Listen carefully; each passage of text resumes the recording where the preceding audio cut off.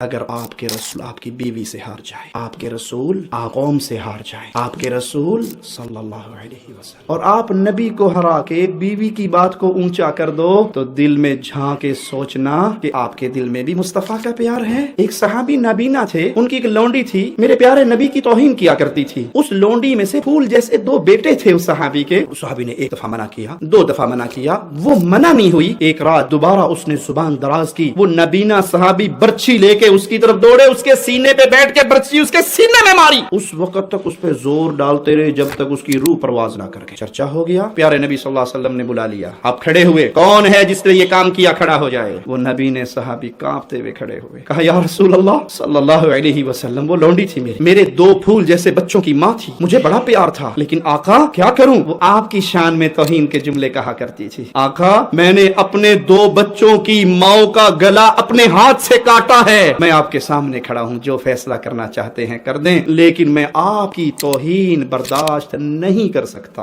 آپ نے فرمایا اس کا خون رائے گاہ ہے، کوئی چونچ لڑانے والا چونچے نہ لڑائے، کوئی زبان نہ کھولے، اس نے میری توہین کی تھی اور میرے صحابی نے اس کو قتل کیا، خون اس کا برباد اور رائے گاہ ہو گیا۔ یہ ہے محبت مصطفیٰ صلی اللہ علیہ وسلم۔